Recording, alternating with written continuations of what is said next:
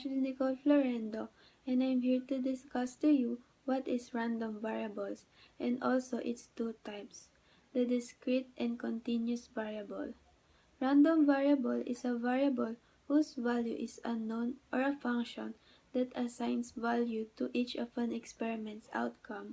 Random variables are often used in analysis to determine statistical relationship among one another.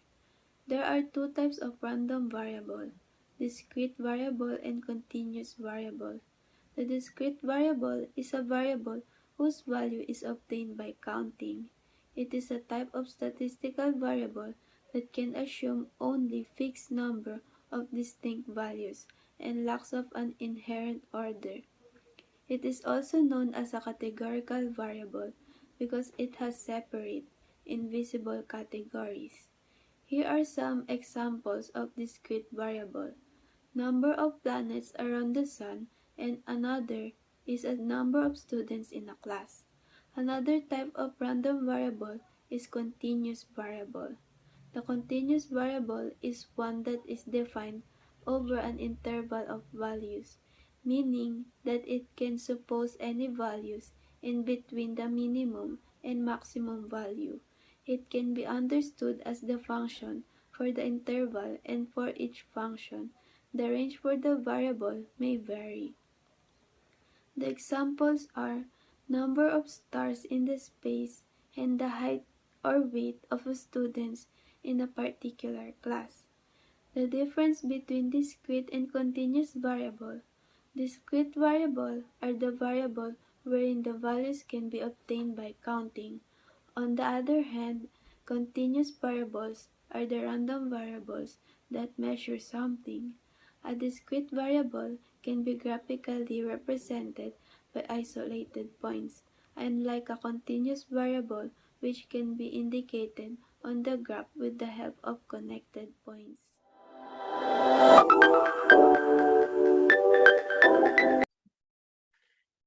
Hi guys, now we're going to talk about probability distribution for discrete random variables. Possible values of random variables. Recall the basic definition of probability.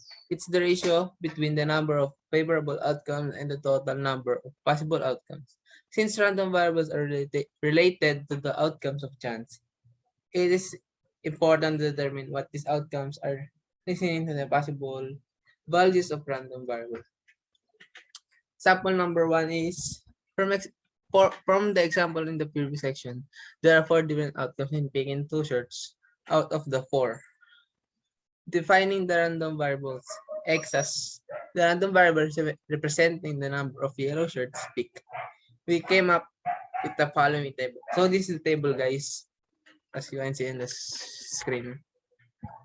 Values of X times it's occurred in the sample. Itong times, ito yung yung mga shirt. Kasi ito yung outcome.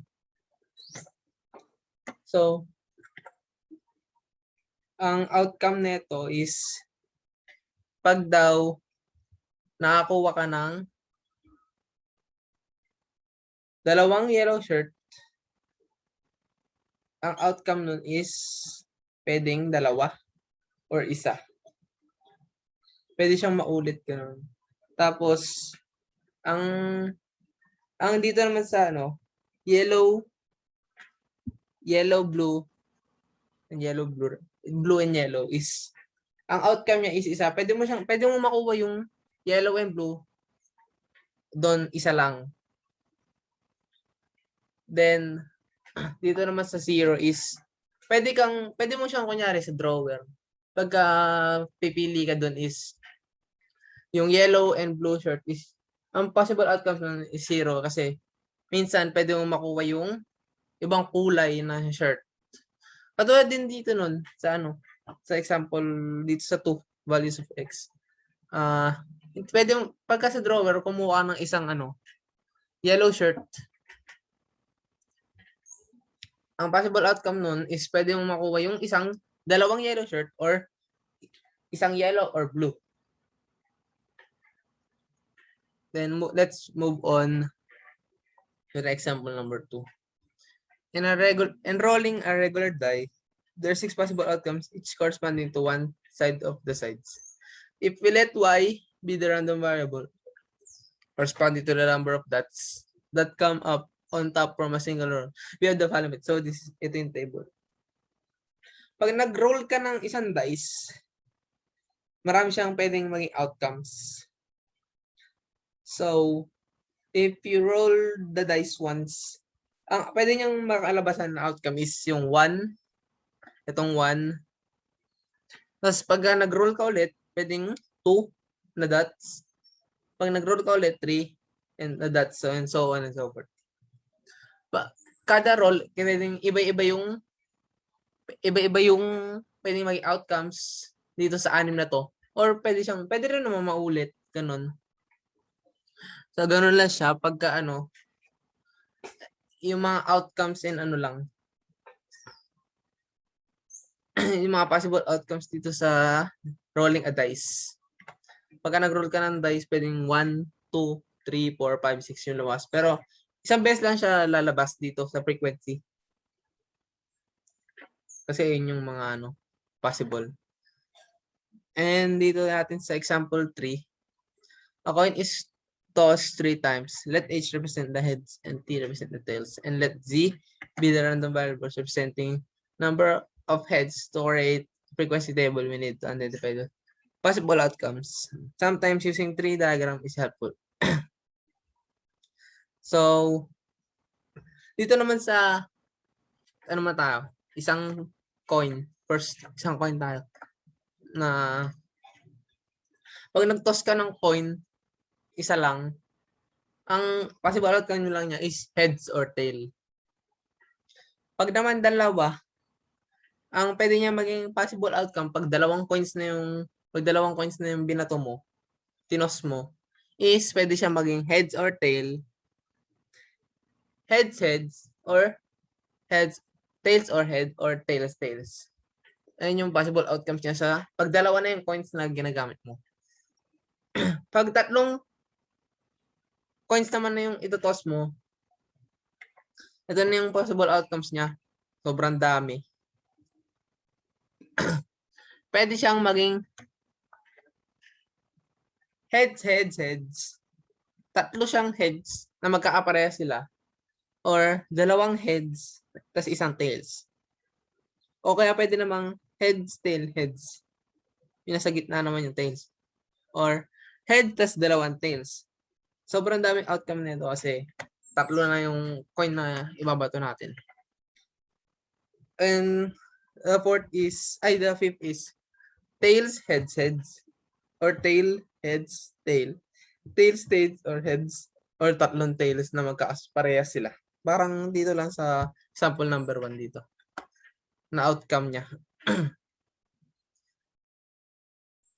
So, ayun lang guys. Sana nagets nyo at salamat sa pakikinig.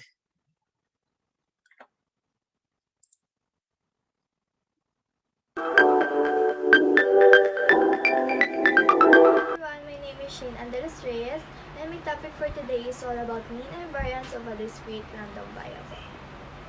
First, let us know what is mean of a discrete random variable. A discrete random variable is one of which take on only countable number of a discrete values such as 0, 1, 2, 3, and 4. Discrete random variables are usually but not necessarily counts. If a random variable can take only a finite number of a distinct values, then it must be discrete. The mean can be calculated by multiplying each the values of the random variable by its corresponding probability and adding all the products together. This is calculated using the formula where x denotes the random variables and px is the corresponding probability. This is the example of the formula. Next, what is variance of a discrete random variable? A measure of a spread for a distribution of a random variable that determines the degree to which the values of the random variable differ to the expected value. Recall, The variance of a measure spread indicates how close together or far apart the data. If the variance is low, the data tend to be close together. To find the variance of a discrete random variable, here are all the steps. First, find the mean or mu. Subtract the mu for each of the values of the random variable x. Third, square the results from step 2. Recall the squaring means multiply by itself. Multiply the result from step 3 and corresponding probability px. And last, add all the results from step 4. Here is the example of the formula.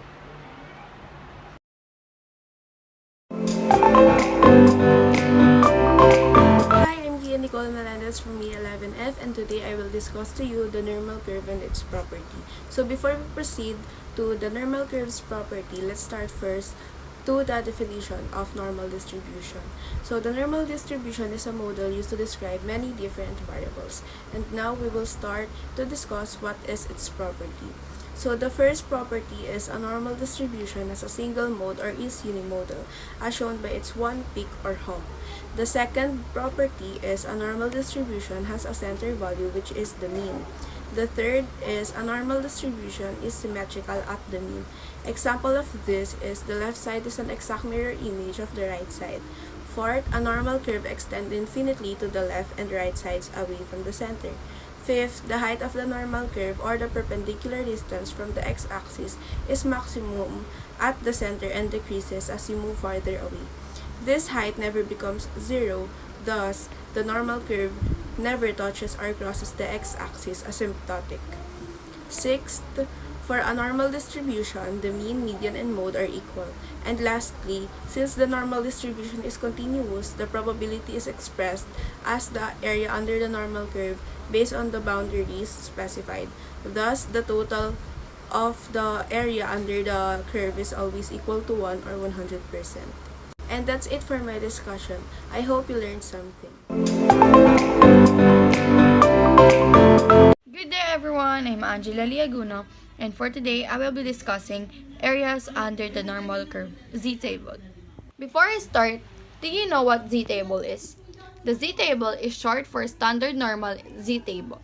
The standard normal model is used in hypothesis testing, including tests on proportions and the difference between two means. The area under the whole of the normal distribution curve is 1 or 100%. The z-table helps by telling us percentage is under the curve at any particular point. So this is the example of area under a normal curve. Total area under the curve is equal to 1.00 or unit t. Half of the area, or 0.50, is on either side of the mean. The area between the mean and the negative 1.00 z is 0.34, and the area between the mean and the positive 1.00 z is 0.34. Therefore, the mean positive or negative 1.00 z represents 68% of the area under a normal curve. Additional table of areas beneath a normal curve. This table shows the areas between 0, the mean of the standard normal variable, and z. For example, if z equals 1.61, look at the row titled 1.6 and then move over to the column titled. For this, I will give an example on how to use a z-table to find the area to the left of a positive z-score. A z-score table shows the percentage of values. It's usually a decimal figure to the left of a given z-score on a standard normal distribution. For example, imagine our z-score value is 1.09. First, look at the left side column of the z-table to find the value corresponding to one decimal place of the z-score. Note whole number and the first digit after the decimal point. In this case, it is 1.0. Then we look up a remaining across number to the table on the top, which is 0.09 in our example. This z-table to calculate the proportion of the S and D to the left z-score. Corresponding area is 0.8621, which translates into 86.21% of the standard normal distribution being below or the left of the z-score. That's all. Thank you for listening to me. Bye!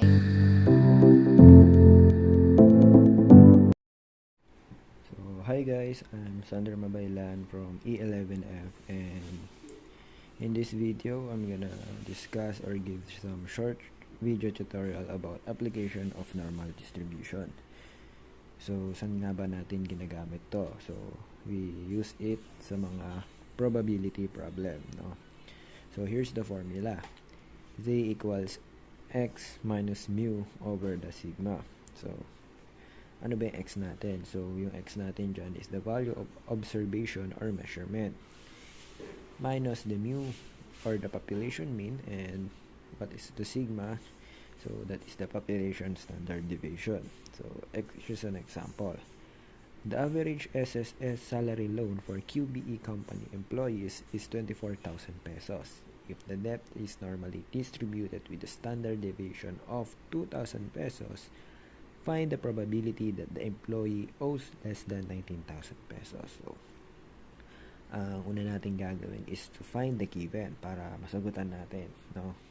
So, the given is here is our mu is 24,000 and our standard deviation is 2,000 and the x is the 19,000. Ayan, nakalagay dyan. So, here's our step 1. Draw a figure and represent the data. So, okay, take note lang dito guys na if you will draw a figure, now make sure that is bell shape or bell curve. Ayan. And dapat hindi siya itong line na to, ayan, hindi dapat siya magdidikit dyan. No.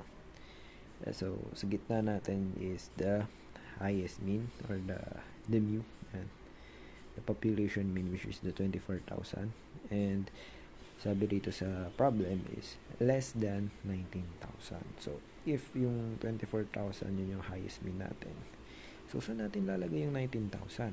So, dito sa may left side niya, kasi less than, no? So, pababa siya, ganyan, and then shade natin yung part na pa less than 19,000, pa less than yan dyan, and is dito we will proceed on step 2. Find the z value for 19,000. So, gagamitin na natin dito yung formula na, ayan. So, ano yung x natin dito? So, dito sa nahanap natin na given, ang x natin is yung 19,000.